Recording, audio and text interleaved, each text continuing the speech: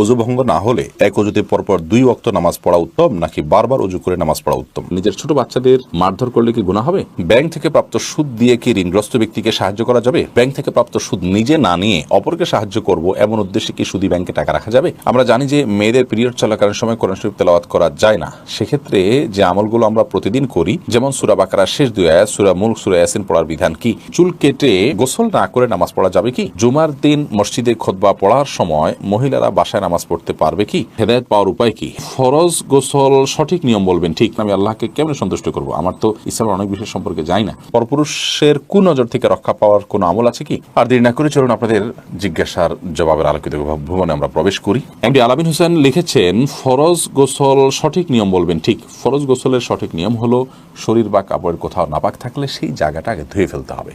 এরপরে আপনি কুলি হাত ধোবেন কবজি পর্যন্ত 3 বার, এরপরে কুলি করবেন গড়গড়া করে, এরপরে নাকে পানি দিবেন ভালো করে, তারপরে মুখ ধোবেন, হাত ধোবেন, এরপরে পুরো শরীরে পানি ঢেলে গোসল করবেন।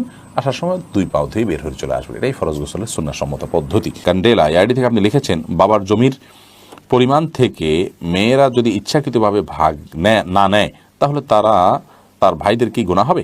মেয়েরা যদি ইচ্ছাকৃতভাবে না নেয়, তাদের থাকার কারণে তারা ভাইদের জন্য ছাড় দিয়ে দিছে, সন্তুষ্ট চিত্তে সম্পূর্ণ কোনো পরিবেশের দ্বারা প্রভাবিত হয়ে না, তাহলে সেক্ষেত্রে সেটা জায়েজ আছে, কোনো অসুবিধা নেই, ভাইদের গুনাহ হবে না। বাবু আর সাদুজ্জামান আপনি লিখেছেন, চুল কেটে গোসল না করে নামাজ পড়া যাবে কি?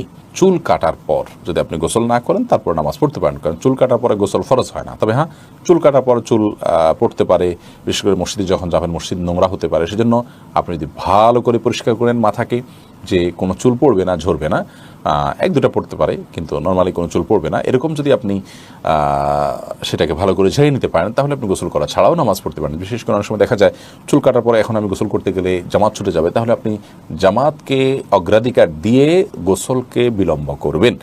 চুল কাটলেই গোসল করতে হবে এমনটি বাধ্যতামূলক নয়, তবে আল্লাহর ঘর যাতে নোংরা না হয় সে দায়িত্ব আপনাকে নিতে হবে, অন্যথায় গোসল করে পুরো ফ্রেশ হয়ে তারপরে যাবেন। এমনি মনিরুজ্জামান আপনি লিখেছেন, ব্যাংক থেকে প্রাপ্ত সুদ দিয়ে কি ঋণগ্রস্ত ব্যক্তিকে সাহায্য করা যাবে? ব্যাংক থেকে প্রাপ্ত সুদ নিজে না নিয়ে অপরকে সাহায্য করব এমন উদ্দেশ্যে কি সুদী ব্যাংকে টাকা রাখা যাবে? খুবই সুন্দর একটি প্রশ্ন। আমাদের অনেক ভাইয়েরা সুদী ব্যাংকে টাকা রেখে থাকেন এই উদ্দেশ্যে যে সেখানে টাকা রেখে যে লভ্যাংশটা আসে আমি ভোগ করবো না, গরিব দুঃখীকে দান করব, তাহলে আপনার দারিদ্র্য বিমোচন হলো, গরিব উপকার হলো, আমি তো আর হারাম খেলাম না। এটি সম্পূর্ণ ভুল একটি পন্থা। কারণ আল্লাহ রাব্বুল আলামিন রিবাকে হারাম করেছেন। আল্লাহ বলেছেন, আহাল্লাল্লাহুল বাই' ওয়া হাররামার রিবা, আর আল্লাহ তাআলা রিবা বা সুদকে হারাম করেছেন। এখানে খাওয়াকে হারাম, যদি অন্যান্য জায়গাতে সুদ খাওয়ার কথা আল্লাহ বলেছেন, কিন্তু এখানে খাওয়ার কথা বলেন, এখানে আমভাবে সাধারণভাবে বলেছেন সুদকেই আল্লাহ তাআলা হারাম করেছেন। তার মানে সুদের যে কারবার করলেন, সুদকে আপনি সুদের চুক্তি করলেন, তার মানে সে আপনাকে সুদ দিবে, আপনি নিবেন, এই মর্মে আপনি তার সাথে যে চুক্তি করলেন, আপনি সুদকে মেনে নিলেন, আপনি সুদের মধ্যে জড়িয়ে গেলেন, এরপর সেটা আপনি খাচ্ছেন না, সেটা পরের বিষয়। তো এটি জায়েজ নয়। যদি ব্যাপারটা এরকম হতো যে আপনি আগে জড়িয়ে গেছেন, এখন বের হয়ে আসার জন্য আপনাকে সময় নিতে হচ্ছে, বা আগে থেকে চুক্তি ছিল সেই অনুযায়ী আপনার কাছে ইন্টারেস্ট চলে আসছে, সুদ চলে আসছে, এখন সেটা কি করবেন? তো সেটা আপনি গরিব দুঃখীকে দান করে দিবেন। কিন্তু ইচ্ছাকৃতভাবে ঠান্ডা মাথায় আপনি চুক্তি করে সুদ নিবেন, নিয়ে তারপর গরিব দুঃখীকে দান করবেন, এমনটি করার সুযোগ নেই, জায়েজ নেই। এরকম যদি হয় তাহলে আর সুদ বলতে কিছু থাকবে না, কারণ মানুষ তখন সেটা নিয়ে নিজের গরিব আত্মীয় স্বজনদেরকে তো 12 মাস দিতে হয়, সেগুলো দিবে। সবচেয়ে বড় কথা হলো যে সুদের কারবার করা জায়েজ নয়। আপনি সুদ খেলেন না, কিন্তু সুদের কারবার কিন্তু আপনি করে ফেললেন। সালমান জাহান আপনি লিখেছেন, পরপুরুষের কুনজর থেকে রক্ষা পাওয়ার কোনো আমল আছে কি?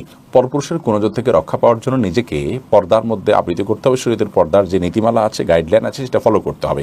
নিজের সৌন্দর্যকে ঢেকে রাখার চেষ্টা করতে হবে এবং আপনার যথাসম্ভব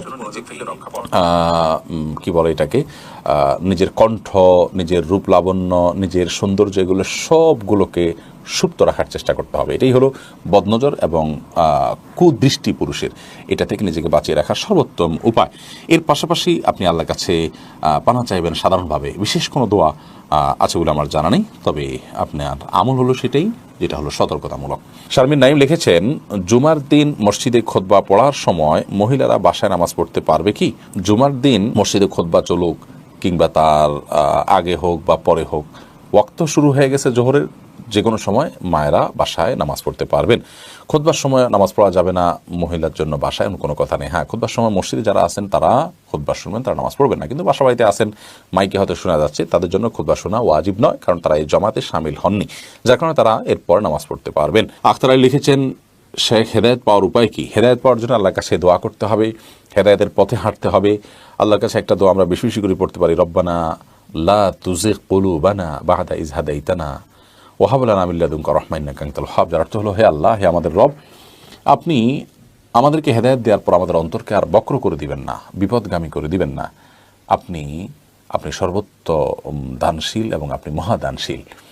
তো এই আয়াত পড়তে পারেন। এর পাশাপাশি ইহদিনাস সিরাতাল মুস্তাকিম যখন পড়বেন, আল্লাহর কাছে হেদায়েতের কামনা করবেন, প্রার্থনা করবেন, আল্লাহুম্মা হদিনা, আল্লাহর কাছে হেদায়েত চাইবেন। হেদায়েতের প্রার্থনা আছে, সেই দোয়াগুলো বিশেষ করে পড়বেন এবং হেদায়েত পাওয়ার জন্য আল্লাহর দিকে মনকে ঝুঁকিয়ে রাখবেন এবং আল্লাহ রাব্বুল আলামিনের দিকে ধাবিত রাখবেন, নিজেকে এনাবাহির আল্লাহ করবেন। নুরুসভা, যিনি আপনি ইসলামী প্রশ্নোত্তর পেয়েছি আমাদের, সেখানে আপনি প্রশ্ন করেছেন, আমরা জানি যে মেয়েদের পিরিয়ড চলাকালীন সময় কোরআন শরীফ তেলাওয়াত করা যায় না। সেক্ষেত্রে যে আমলগুলো আমরা প্রতিদিন করি, যেমন সূরা বাকারার শেষ 2 আয়াত, সূরা মুলক, সূরা ইয়াসিন পড়ার বিধান কি? যদি দোয়ামূলক হয় তাহলে সেক্ষেত্রে সেগুলো আপনি করতে পারেন। আল্লাহর কাছে প্রার্থনামূলক কোনো আয়াত আছে সকাল সন্ধ্যায়, এগুলোর মাধ্যমে আল্লাহ প্রার্থনার কাছে প্রার্থনা করা হয় বা জাস্ট আমল হিসাবে করেছেন, সেটা ঠিক আছে। তিলাওয়াত আলাদা করে শুধু কোরআন তিলাওয়াত পাঠ যেটাকে বলা হয়, সেটা পিরিয়ড চলাকালীন সময় করা যাবে না, এটাই জমহুর উলামাদের মত। যদিও বিন বাজ রাহিমাহুল্লাহ সহ সমকালীন যুগের অনেক উলামা ইকরাম, সৌদি আরবের উলামা ইকরামদের অনেকে জায়েজ বলেছেন, কিন্তু জমহুর বা সংখ্যাগরিষ্ঠদের মত হলো যে পিরিয়ড চলাকালীন সময় কোরআন কারীমের তিলাওয়াত জায়েজ নয়। তাহলে দোয়ামূলক যেগুলো আছে বা বিভিন্ন সময় বিভিন্ন আয়াত পাঠের যে নির্দেশনা আছে ওয়াজিফা হিসাবে, আমল হিসাবে, সেটা আপনি করতে পারেন, কিন্তু তেলাওয়াত আপনি করবেন না। নাজমা সুলতান লিখেছেন, আমি আল্লাহকে কেমনে সন্তুষ্ট করব? আমার তো ইসলামের অনেক বিষয় সম্পর্কে জানি না। যেটুকু জানেন সেটুকু আমল করবেন, যেটুকু জানেন না সেটুকু জানার চেষ্টা করবেন। আল্লাহ রাব্বুল আলামিনের জিকির অর্থাৎ আল্লাহ স্মরণটা সবসময় সব কিছুতে রাখবেন, ইনশাআল্লাহ আল্লাহ প্রিয় পাত্র হতে পারবেন এবং সন্তুষ্ট হবেন আল্লাহ তাআলা। মিম আইডি থেকে আপনি লিখেছেন, নিজের ছোট বাচ্চাদের মারধর করলে কি গুনাহ হবে? মারধরটা যদি হয় একেবারেই অল্প স্বল্প জাস্ট শাসন সুলভ, তাহলে সেখানে অসুবিধা নেই। কিন্তু যদি মারধর হয় সীমা লঙ্ঘন করে শিশুর প্রতি নির্যাতনের লেভেলে চলে যায়, তাহলে সেক্ষেত্রে অবশ্যই গুনাহ হবে। কারণ মা বাবাকে শিশুর মালিক বলে বানিয়ে দেওয়া হয় না যে তারা শিশুর উপর অত্যাচার করতে পারবেন, সে সুযোগ কিন্তু মা বাবারও নাই। অতএব শিশুকে যদি এত বেশি মারা হয় যেটা অত্যাচারের লেভেলে চলে যায়, তাহলে সেটা জায়েজ নয়। শাসনের প্রয়োজনে যতটুকু মারা যায় ততটুকু মারতে হবে। শিশুদের প্রহারের ব্যাপারে আমার একটা ভিডিও আছে, যে দেখে নিতে পারেন। সেখানে রাসূল আকরাম সাল্লাল্লাহু আলাইহি ওয়াসাল্লামের হাদিসের আলোকে কয়েকটা মূলনীতি বলা আছে। তার মধ্যে একটা মূলনীতি হলো, সাধারণত শাস্তি স্বরূপ শুধু শিশু নয়, এটা অন্য যে কারোর জন্য প্রযোজ্য, শরীয়তে যে হদ বা বিভিন্ন পাপের যে দণ্ড রাখা হয়েছে, সর্বনিম্ন 10 বেত্রাঘাত, এই দণ্ড যেন ক্রস না করে। তাহলে আল্লাহর দণ্ডের উপরে আপনার শাসন যেন ক্রস না করে। 2, 4, 5টা বাড়ি দিলেন, সেটা আবার ওই যে আপনার শরীয়তে যে বেত্রাঘাত করতে বলা হয়েছে সেই মাপের যেন না হয়। আর শিশুদের ক্ষেত্রে তাদের তাদের সহ্য ক্ষমতা নিশ্চয়ই অনেক কম, বিধায় সেই দিকটা বিবেচনা করে তাদের শরীরে আঘাত পড়ে, তারা ব্যথা পায় এবং কষ্ট পায়, অসুস্থ হয়ে পড়ে। অনেক মা বাপ এরকম জুলুম করেন, সেরকম মারধর করা অবশ্যই গুনাহের কথার জন্য তারা আল্লাহর কাছে জবাবদিহি করতে হবে। আন্তরিক আইডি থেকে আপনি লিখেছেন ইউটিউবে, অজু ভঙ্গ না হলে এক অজুতে পরপর 2 ওয়াক্ত নামাজ পড়া উত্তম নাকি বারবার অজু করে নামাজ পড়া উত্তম? বিশেষত শীতকালে প্রশ্নের প্রাসঙ্গিকতা বেশি। খুবই সুন্দর প্রশ্ন। অজু প্রত্যেক ফরজ সালাতের জন্য আলাদা আলাদা করে করাটা অধিকতর উত্তম এবং সুন্নাহ। কারণ নবী করিম সাল্লাল্লাহু আলাইহি ওয়াসাল্লাম সাধারণত প্রত্যেক ওয়াক্তের জন্য আলাদা আলাদা করে উজু করতেন এবং ওই ওয়াক্ত সালাতের জন্য আপনার আন্তরিকতা, আপনার বিশেষ মনোযোগ, আপনার বিশেষ প্রস্তুতি আছে, এই বিষয়টিকে প্রমাণ করবে আপনার পৃথকভাবে এর জন্য অজু করে প্রস্তুতি গ্রহণ করার মাধ্যমে।